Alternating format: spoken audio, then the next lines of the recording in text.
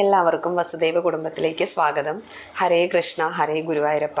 ഇന്ന് ജ്ഞാനത്തിൻ്റെ ദേവതയായ ഹയഗ്രീവ സ്വാമിയെക്കുറിച്ച് കേട്ടാലോ? ആരാണ് ഹയഗ്രീവൻ? നഷ്ടപ്പെട്ട വേദത്തെ വീണ്ടെടുത്തവനും ജ്ഞാനത്തിൻ്റെയും ജീവിത വിജയത്തിൻ്റെയും ഒരു മൂർത്തിയായിട്ടുള്ള ഭഗവാന്റെ അവതാരമായ അംശാവതാരമായ ഹയഗ്രീവ സ്വാമിയെക്കുറിച്ച് നമുക്ക് കേൾക്കാം. വെളുത്ത മുഖത്തോടു കൂടിയവനും വെളുത്ത വസ്ത്രം ധരിച്ചവനും വെളുത്ത താമരപ്പൂവിൽ വസിക്കുന്നവനുമായ വാഗീശ്വരനായ ഹയഗ്രീവ സ്വാമിയുടെ അനുഗ്രഹമില്ലാതെ വിദ്യാപ്രാപ്തി സാധ്യമല്ല എന്ന് തന്നെ വേണം പറയാനായിട്ട്. ഇനി കുട്ടികളിൽ ഏകാഗ്രത വർദ്ധിപ്പിക്കുന്നതിനും പഠന മികവിനും ബുദ്ധിശക്തിക്കും എല്ലാറ്റിനും നമുക്ക് ഹയഗ്രീവ സ്വാമിയുടെ അനുഗ്രഹം കൂടിയേ തീരൂ.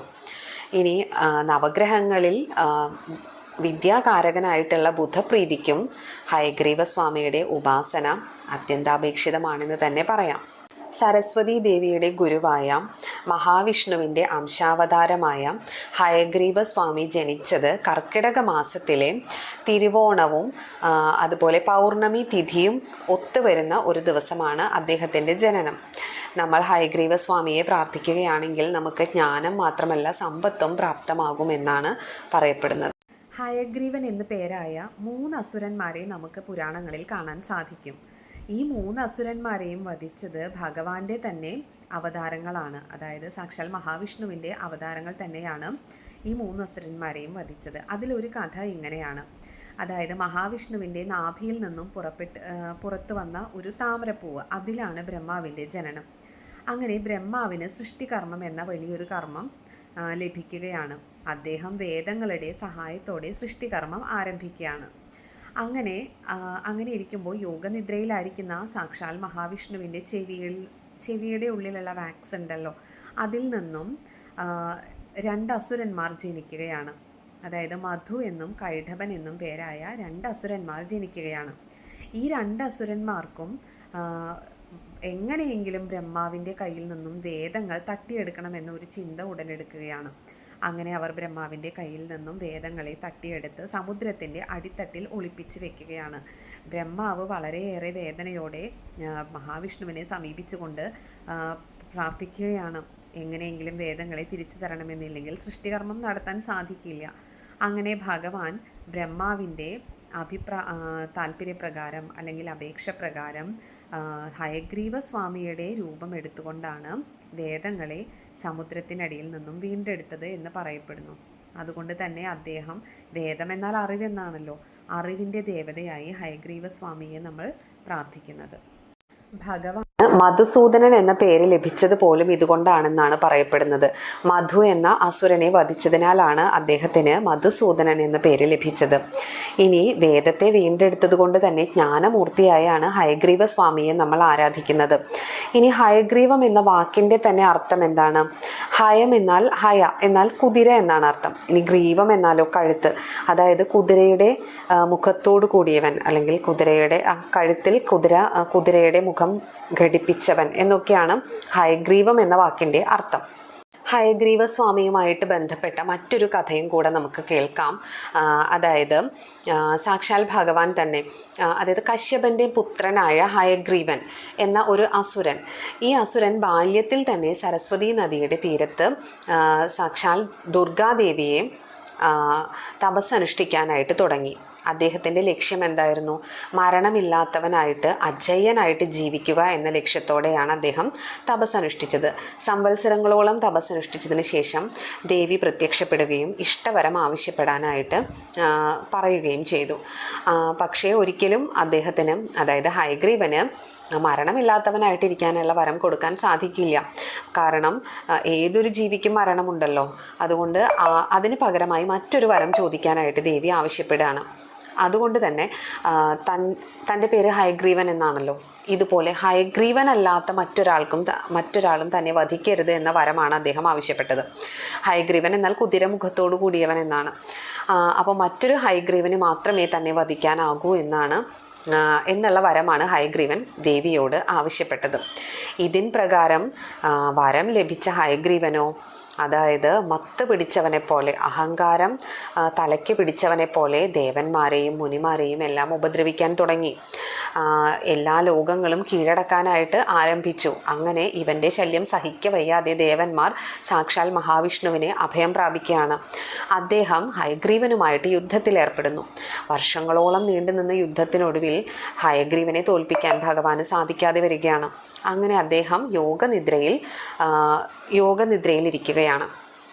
ഈ യോഗനിദ്രയിലിരിക്കുന്നത് എങ്ങനെയാണ്? വലിയൊരു വില്ലിൻ്റെ ഞാണിന്മേൽ തല ചായ്ച്ചുകൊണ്ട് കിടന്നുകൊണ്ടാണ് അദ്ദേഹം യോഗനിദ്രയിലിരിക്കുന്നത്. അങ്ങനെ ഈ അസുരൻ്റെ ശല്യം സഹിക്കവയ്യാതെ ദേവന്മാരും മഹേശ്വരന്മാരും എല്ലാം ഇദ്ദേഹത്തെ അഭയം പ്രാപിക്കുകയാണ്. പക്ഷേ എത്ര ശ്രമിച്ചിട്ടും ഭഗവാനെ യോഗനിദ്രയിൽ നിന്നും ഉണർത്താനായിട്ട് ആർക്കും സാധിക്കുന്നില്ല. ആ സമയത്താണ് ബ്രഹ്മാവ് ചിതലുകളെ സൃഷ്ടിക്കുന്നത്. ഈ ചിതലുകളെ സൃഷ്ടിച്ചത് പോലും എന്തിനു വേണ്ടിയിട്ടായിരുന്നു? എങ്ങനെയെങ്കിലും ഞാൻ കടിച്ചു പൊട്ടിക്കണം. ഈ ഞാൻ പൊട്ടിക്കഴിഞ്ഞാൽ അദ്ദേഹം അതിൻ്റെ ആ ഒരു പ്രഭാവം കൊണ്ട് അല്ലെങ്കിൽ ഒരനക്കം കൊണ്ട് അദ്ദേഹം എഴുന്നേൽക്കുമല്ലോ എന്ന് കരുതിയിട്ടാണ് ചിതലുകളെ സൃഷ്ടിക്കുന്നത്. പക്ഷേ ചിതലുകൾ ശ്രമിച്ച് ഞാൻ അവസാനം പൊട്ടിപ്പോവുകയാണ്. ഈ ഞാണിൻ്റെ പ്രകമ്പനം കേട്ട് ഈ ബ്രഹ്മാണ്ടം മുഴുവനൊന്ന് കുലുങ്ങിയെന്നാണ് പറയപ്പെടുന്നത്. കാരണം അത്ര അതിഘോരമായ ശബ്ദത്തിലാണ് ഞാൻ പൊട്ടുന്നത്. അവിടെ മുഴുവൻ ഒരു അന്ധകാരം വ്യാപിക്കുകയാണ്. അവസാനം എല്ലാവരും നോക്കുമ്പോൾ എന്താ കാണുന്നത്? ഭഗവാന്റെ ശിരസ് കാണുന്നില്ല, മഹാവിഷ്ണുവിൻ്റെ ശിരസ് കാണുന്നില്ല. കാരണം അദ്ദേഹം ഈ ഞാണിന്മേൽ തലവെച്ചിട്ടാണല്ലോ കിടന്നിരുന്നത്. ഞാൻ പൊട്ടിയതോടെ അദ്ദേഹത്തിൻ്റെ ശിരസ് കൂടി അറ്റുപോയിരിക്കുന്നു. ഇത് കണ്ട് എല്ലാവരും പരിഭ്രാന്തരായി. ഇനി എന്ത് ചെയ്യും? അങ്ങനെ അവർ ദേവിയെ ഉപാസിക്കാൻ തുടങ്ങി, പ്രാർത്ഥിക്കാൻ തുടങ്ങി. ദേവി പ്രത്യക്ഷപ്പെട്ടുകൊണ്ട് പറഞ്ഞു, എല്ലാം സംഭവിക്കുന്നതിന് പിന്നിലും ഒരു കാരണം ഉണ്ടായിരിക്കും. ഇവിടെ ഈ അസുരനെ വധിക്കണമെങ്കിൽ, ഹയഗ്രീവൻ എന്ന അസുരനെ വധിക്കണമെങ്കിൽ അതിന് ഹയഗ്രീവനായിട്ട് തന്നെ ഭഗവാൻ അവതരിക്കേണ്ടി വരും. എങ്കിൽ മാത്രമേ ഹയഗ്രീവനെ വധിക്കാൻ സാധിക്കുകയുള്ളൂ. അതുകൊണ്ട് തന്നെ എത്രയും പെട്ടെന്ന് ഒരു കുതിരയുടെ മുഖം കൊണ്ടുവരൂ. അത് അദ്ദേഹത്തിൻ്റെ കഴുത്തിൽ ഘടിപ്പിച്ചുകൊണ്ട് അദ്ദേഹത്തെ നമുക്ക് ഉണർത്താവുന്നതാണ് എന്ന് പറയണം. അങ്ങനെ ദേവന്മാരെല്ലാവരും കൂടി അന്വേഷിച്ച് വെളുത്ത മുഖമുള്ള ഒരു കുതിരയുടെ കഴുത്ത് കൊണ്ടുവരികയാണ്. അത് മഹാവിഷ്ണുവിൻ്റെ ശിരസിനോട് ഘടിപ്പിക്കുകയാണ്. ബ്രഹ്മാവ് അതിന് ജീവനും കൊടുക്കുകയാണ്. അങ്ങനെ തുടർന്നുള്ള യുദ്ധത്തിൽ ഈ അസുരനെ നിഗ്രഹിക്കുകയും ദേവന്മാർക്ക് തങ്ങളുടെ പ്രതാപം തിരിച്ച് വീണ്ടെടുത്ത് കൊടുക്കുകയുമാണ് ഭഗവാൻ ചെയ്യുന്നത്. ഇങ്ങനെ ഹയഗ്രീവനെ വധിച്ച ഒരു കഥ കൂടി നമുക്ക് ഈ പുരാണങ്ങളിൽ കാണാൻ സാധിക്കും. അങ്ങനെ സാക്ഷാൽ ഭഗവതിയെ ദർശിച്ച മഹാവിഷ്ണുവിനോട് അഗസ്ത്യമുനി ആ ദേവിയുടെ രൂപം ഒന്ന് വർണ്ണിക്കാൻ ആവശ്യപ്പെടുകയാണ്. അങ്ങനെയാണത്രേ ലളിതാ സഹസ്രനാമം ജനിക്കുന്നത്. സാക്ഷാൽ സരസ്വതീ ദേവിയുടെ തന്നെ ഗുരുവായ ഹയഗ്രീവ സ്വാമിയെ ഉപാസിക്കുന്നത് വഴി വിദ്യാപ്രാപ്തി നേടാൻ സാധിക്കും. ഇനി ജോലി ആഗ്രഹിക്കുന്നവർക്കാണെങ്കിൽ ജോലി ലഭിക്കാനും ജീവിതത്തിൽ ഉന്നത വിജയം പ്രാപ്തമാക്കാനും ആഗ്രഹ നിവൃത്തിക്കും എല്ലാം ഹയഗ്രീവ മന്ത്രം വളരെയേറെ പ്രധാനമാണ്, പ്രയോജനപ്രദമാണ്. അപ്പോൾ നമുക്ക് മന്ത്രം എന്താണെന്നൊന്ന് നോക്കിയാലോ? ഇനി നമുക്ക് മന്ത്രം കേട്ടാലോ? ഓം ജ്ഞാനാനന്ദമയം ദേവം നിർമ്മലസ്ഫടികാകൃതിം ആധാരം സർവവിദ്യാനാം ഹയഗ്രീവമുപാസ്മഹേ. ഒന്നുകൂടെ പറയാം. ഓം ജ്ഞാനാനന്ദമയം ദേവം നിർമ്മലസ്ഫടികാകൃതിം ആധാരം സർവവിദ്യാനാം ഹയഗ്രീവമുപാസ്മഹേ. അതായത് ജ്ഞാനത്തിൻ്റെയും ആനന്ദത്തിൻ്റെയും ദേവരൂപമായിട്ടുള്ള ഭഗവാനെ, നിർമ്മല സ്ഫടികാകൃതി, സ്ഫടിക നിറത്തോടെയുള്ള നിർമ്മലനായ ഭഗവാനെ, ആധാരം സർവവിദ്യാനാം, സർവവിദ്യകളുടെയും ആധാരമായവനെ, ഹയഗ്രീവം ഉപാസ്മഹേ, ഹയഗ്രീവ സ്വാമിയെ ഞാൻ ഉപാസിക്കുന്നു.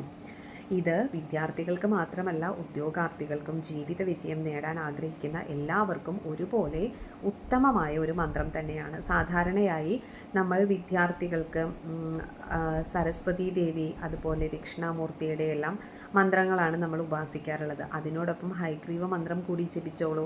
തീർച്ചയായിട്ടും ഓർമ്മയ്ക്കും ഏകാഗ്രതയ്ക്കും ബുദ്ധിശക്തിക്കും എല്ലാം അത്യുത്തമം തന്നെയാണ് ഈ മന്ത്രം. സ്ഥിരമായിട്ട് ജപിക്കൂട്ടോ. അതിൻ്റെ വ്യത്യാസം തീർച്ചയായിട്ടും നമുക്ക് ജീവിതത്തിൽ കാണാൻ സാധിക്കും. എല്ലാം ഭഗവാനിൽ സമർപ്പിക്കുന്നു. സാക്ഷാൽ ഭഗവാനിൽ പറഞ്ഞ ഓരോ വാക്കുകളും സമർപ്പിക്കുന്നു. സർവം ശ്രീകൃഷ്ണാർപ്പണമസ്തു.